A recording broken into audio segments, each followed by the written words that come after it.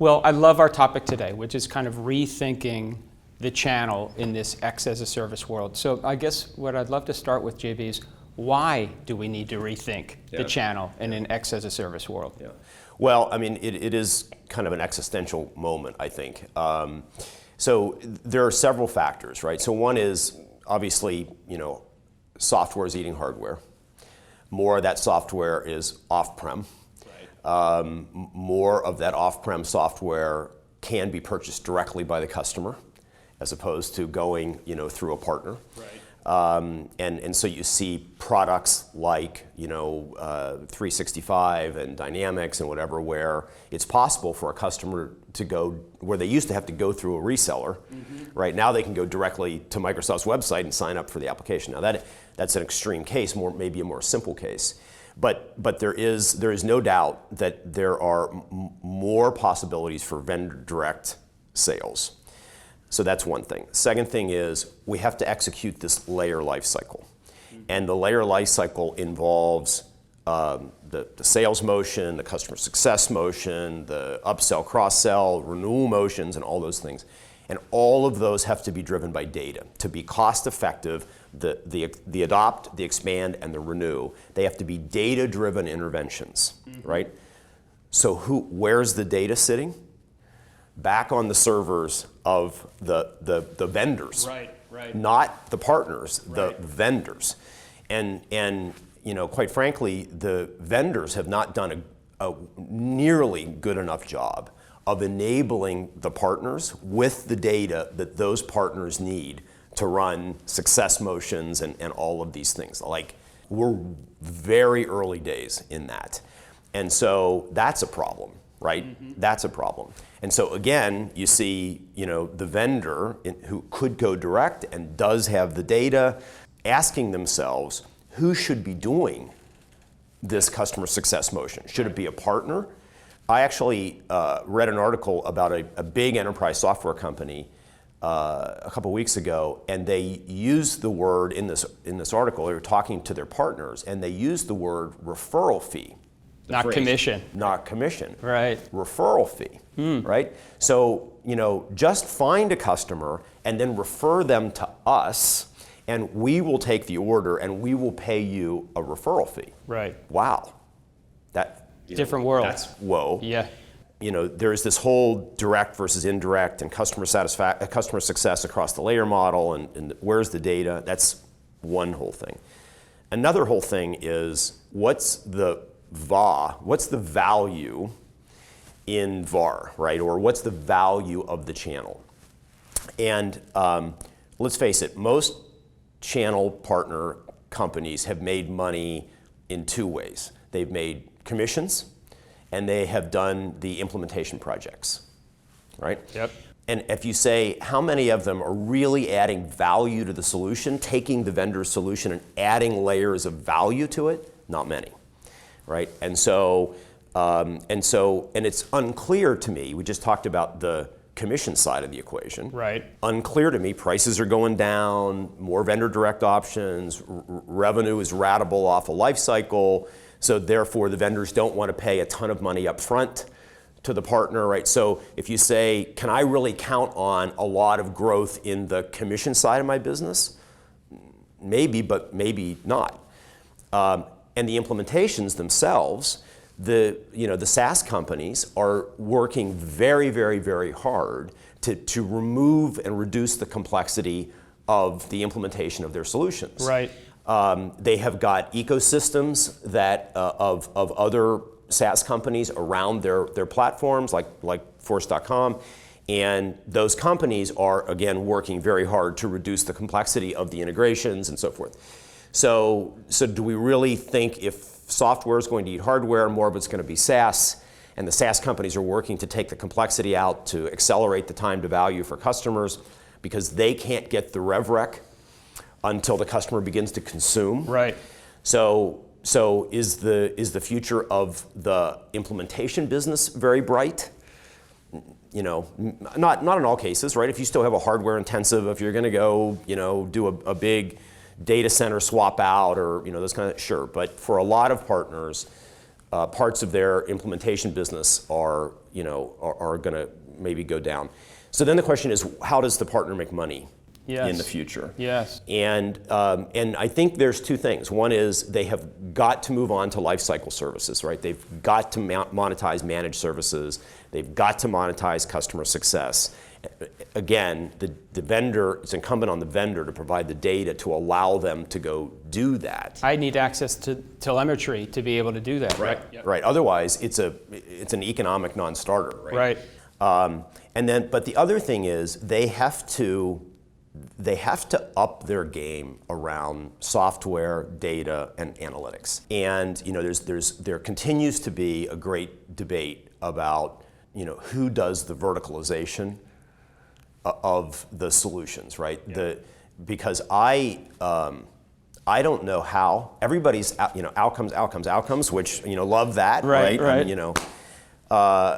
It's the right thing to go do. I don't know how you talk about customer outcomes without talking about industries. I just don't know. Because the outcome of a financial services company, how they define outcomes, and the outcomes of a hospital, health. Yeah, nurse turnover versus claims rates versus occupancy rates, all different outcomes. If you're going to drive customer business outcomes, how do you not talk in vertical languages? How do you not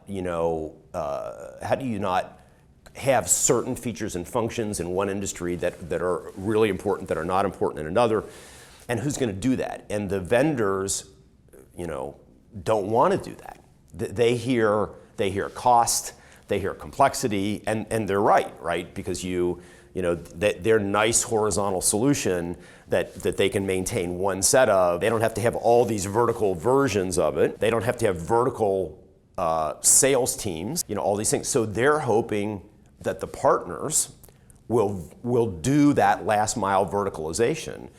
But how many of the partners really have the software capability to go do that? How many of them really have the data and analytics skills to be able to do things like benchmarking, one financial services company against other financial services companies? What's needed versus what's there today in the partner ecosystem, which was, again, a beautiful business for a long time, but it was off commissions and implementation projects. Right. And now we're saying, okay, you have to make money in lifecycle services, and you have to make money by having value around software development and data and analytics. If I'm a vendor and I look out at my ecosystem of partners and I say, how many of them really excel at the things I need going forward? Yes. It's not very many. I talked to a top senior leader of a cloud company, and he said, Chad, here's my dilemma, which speaks directly to what you're talking about. I have a high cost of sale. I'm very apt to want to move some of that to the channel. My problem is the as a service motion dictates a lot of touch points to the customer, and this channel is used to touch points that are much more episodic than recurring. So I have issues with the readiness of the skill set or competency to have a more recurring conversation. Yeah. This is all going to cost money, right? So standing up a customer success organization is not free. Yep. Right?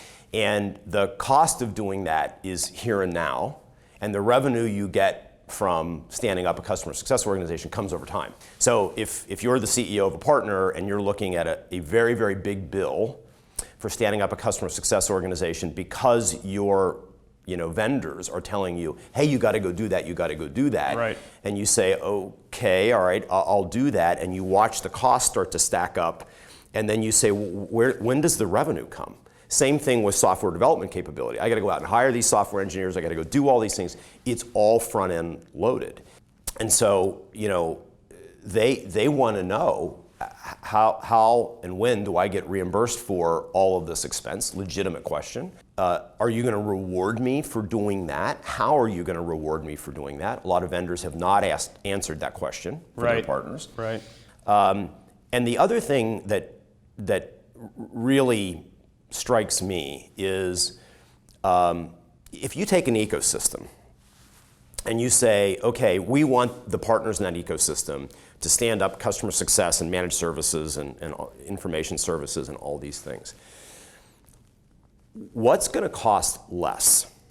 For the vendor themselves to build a platform that all the partners can live on top of for managed services and customer success and whatever, or for every partner to go out and create their own, right? Seems like the former. It seems like the former. Right. And if you did that, you would achieve several things. First of all, you would be able to put a guaranteed floor under the end customer experience. Yeah, right? think how variable that is right now. It's all over the place. And so if you knew that your partners were at least running on the capabilities of the platforms and you're giving them, then you've got this floor on the customer experience.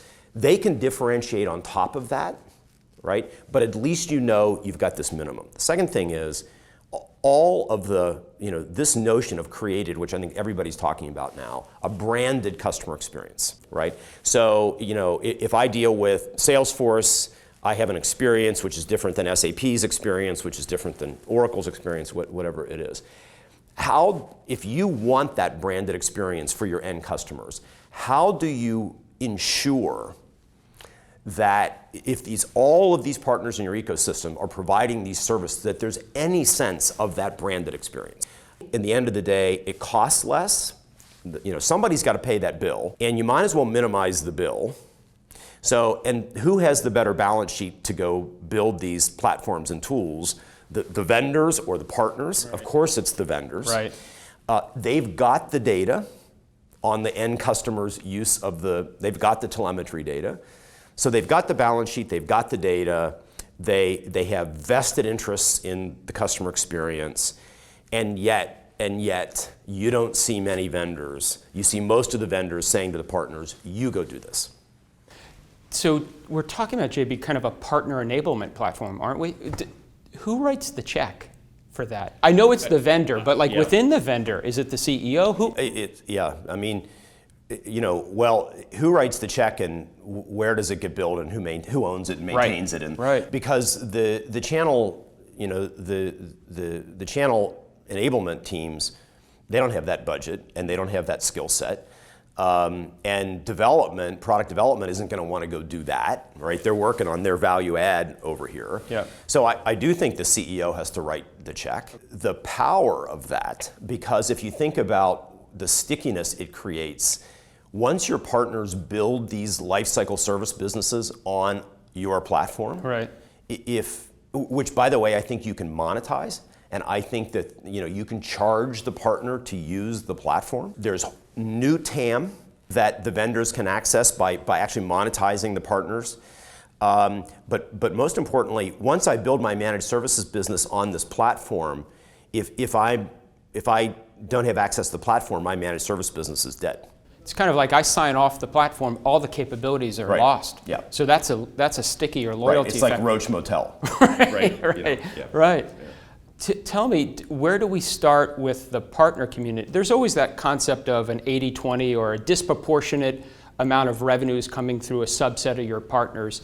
If I'm a vendor, do I start at the top of the pyramid? Do I go to the long tail of the 80% of the other partners that are only driving 20% of my revenue? There's no doubt that you're going to have a tier of partners who have the wisdom and the balance sheet to go do this themselves. And they're not going to want to sell what they're going to consider to be Me Too services, right? And so they'll go invest in customer success, and they'll go invest, many of them already have at this upper tier. Not at scale, but they're getting there, right? It is again, pick your number. The top 2%, 3%, 5% of your partners, they're probably going to be okay. It is everybody else that I worry about, and again, I don't feel like the vendor community they're saying change, but not to what and how, and so I think a lot of these partners, they don't have a lot of transformation budget. Right. They are, and this is, I'm going to talk a little bit about this notion of, Horizon 1 and Horizon 2, and everybody, it's back to your question earlier, or your statement earlier, even the channel enablement organizations, they're completely Horizon 1. Right. They're completely Horizon 1. Yep. And they, and the same with honestly, the direct sales organization, right, of a vendor, completely Horizon 1. Right. And you say, well, who's going to do the Horizon 2 work? Right. And there is nobody. Sales, the direct sales forces of these vendors, they've never built a Horizon 2 function. Make the number. Make the number, right? Who's going to do the transformation? Who's leading the transformation? Yeah. Who's got the budget for the transformation? Who's looking after it? And I think they're realizing they never built that muscle. Right. Right? They may say, well, I have sales enablement, sales ops, but they're very much working in, getting content out and those kind of things. The channels optimization teams, they have the same problem. They're very much in the here and now, and let's get information out about the new solution and that kind of stuff. And so I really think that the vendors are behind where they need to be. Mm-hmm. I think they need to be, and they're changing, but I worry for some of the partners it may be too little too late. And I don't think that they're going far enough. I think they have to be very clear with the partners about here's what, as it relates to reselling our solutions, here is what your income statement needs to look like in 3 years. Right? And this is how much of it is recurring revenue, this is how much of professional services and managed services and customer success. And so here's what your income statement should look like. Here's what your portfolio, your offering portfolio should look like. And then here is the enablement capability, the technology, the best practices, whatever, to get there. And so it's not fair to just say, you must change. Right. They have to answer the question, to what and why, and here's how to go do it. Right, and be part of that change, right? Be part of it. Yeah. Do you think, what would be the kind of KPIs and the indicators of a successful ecosystem where we have a progressive vendor who's enabled the long tail of partners?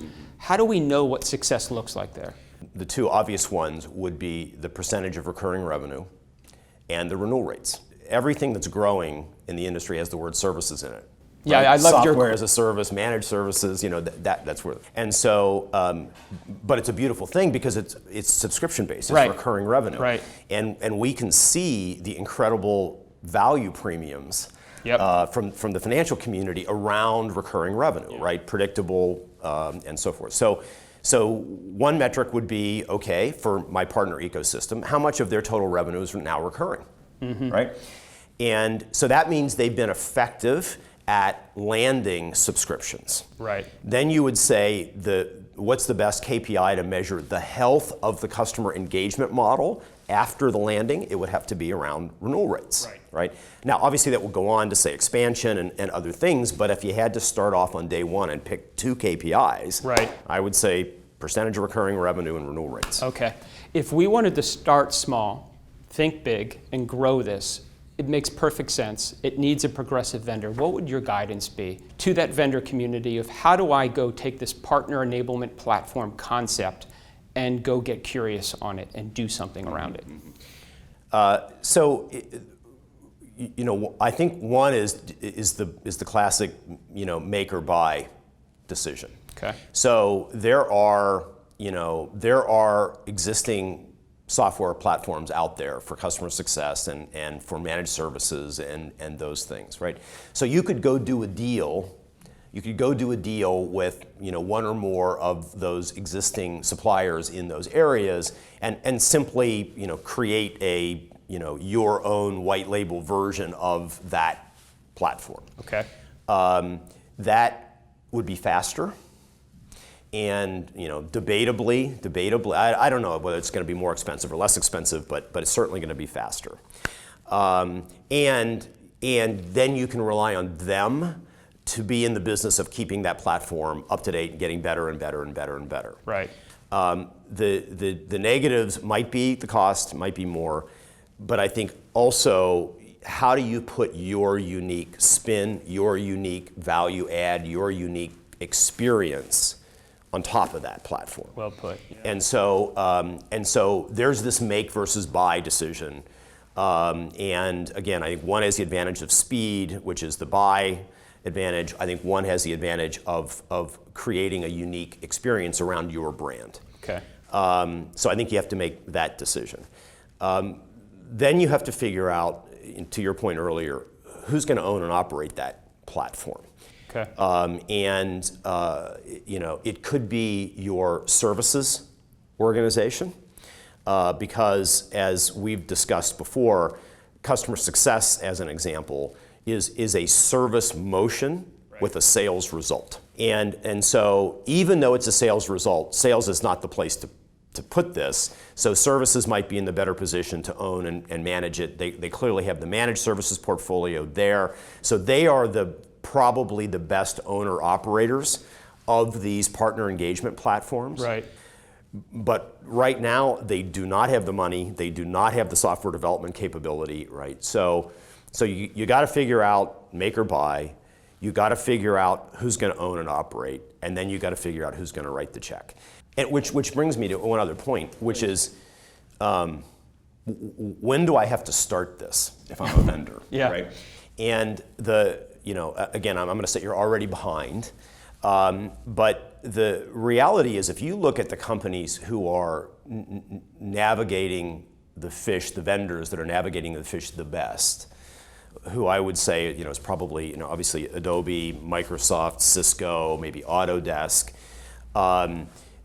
their traditional businesses are still pretty good, right?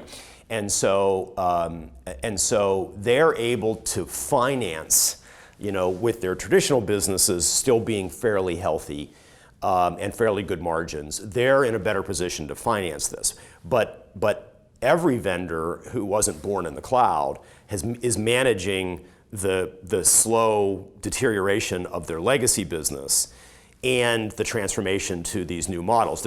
They have to manage both of those.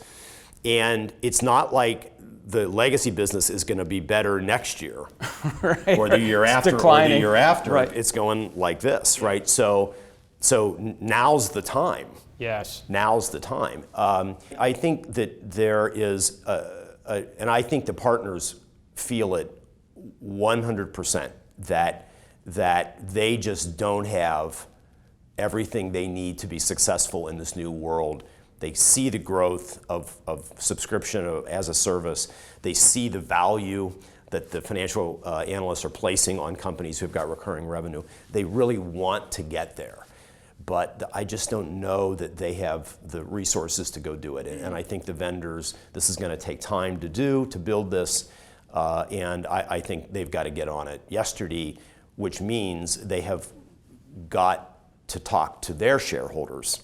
Yes. About the fish. Yeah. And many are very reluctant to do that. Very reluctant to do that. Love it. Love it. Complete pleasure, JB. Great. Thank you so much. Thank you.